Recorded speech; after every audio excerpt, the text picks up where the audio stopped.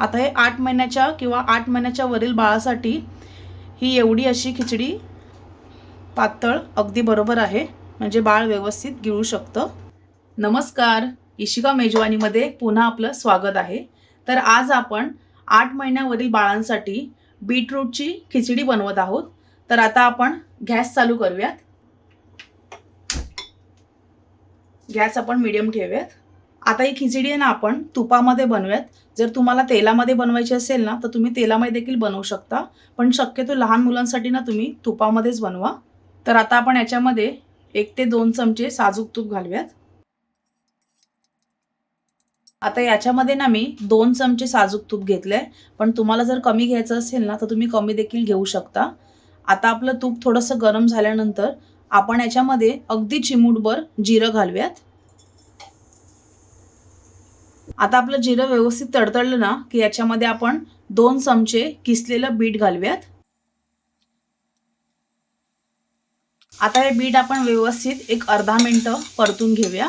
Gas आपल्याला slow किंवा मीडियमच ठेवायचा आहे, फास्ट नाही करायचं आहे, नाहीतर हे बीट आहे ना ते करपून जाईल आणि मग ते खिचडीची टेस्ट आहे ना ती अगदी वेगळी लागते आणि मग बाळ आपले खायला देखील मागणार नाहीत. त्याच्यामुळे सध्या आपल्याला गॅस स्लोच ठेवायचा आहे. आता हे बीट आपलं व्यवस्थित परतून झालं ना की याच्यामध्ये आपल्याला ही मुगाची डाळ आणि तांदूळ घालायचे आहेत. तरी मी मुगाची डाळ साधारण हे छोटे चमचे 2 ते 3 चमचे मुगाची डाळ घेतली आहे आणि तेच 2 ते 3 चमचे मी तांदूळ घेतलेत. तर आता आपण हे याच्यामध्ये घालूयात. आता आपण हे व्यवस्थित परतून घेऊयात. आणि हे मुगाची डाळ आणि जे तांदूळ आहेत ना त्याची क्वांटिटी तुम्ही तुमच्या बाळाच्या भुकेनुसार घ्या.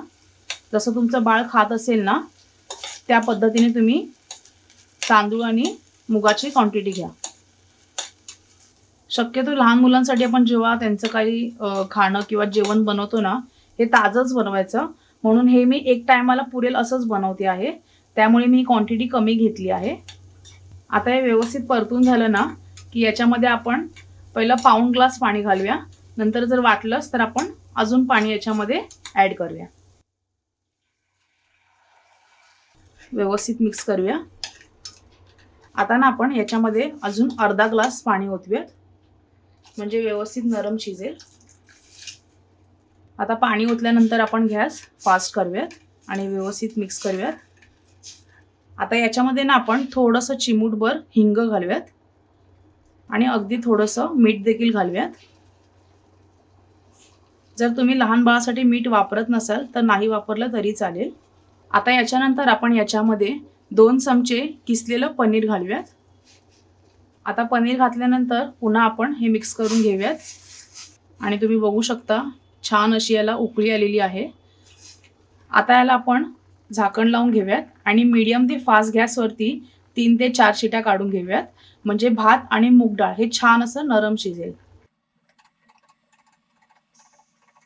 जर तुम्हाला खिचडी जास्त मऊ हवी असेल ना तर तुम्ही 4 ते 5 शिट्या देखील काढू शकता, म्हणजे भात असा छान गुटगुटीत नरम होईल, म्हणजे लहान बाळांना गिळायला देखील अगदी सोपं जाईल. तर इथे आपल्या कुकरला 4 शिट्या झालेल्या आहेत. आता आपण गॅस बंद करूयात. तर आता आपला कुकर थंड झालेला आहे. आता आपण खोलून बघूयात आपली खिचडी कशा पद्धतीने शिजलेली आहे. हे बघा, इथे तुम्ही बघू शकता आपली खिचडी छान अशी मऊ शिजलेली आहे आणि जास्त घट्ट पण नाही आणि जास्त पातळ पण नाही.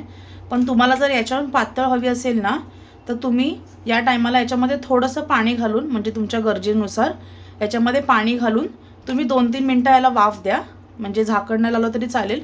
असंच 2-3 मिनटं शिजवून मग तुम्ही थंड करून बाळाला खाऊ घालू शकता.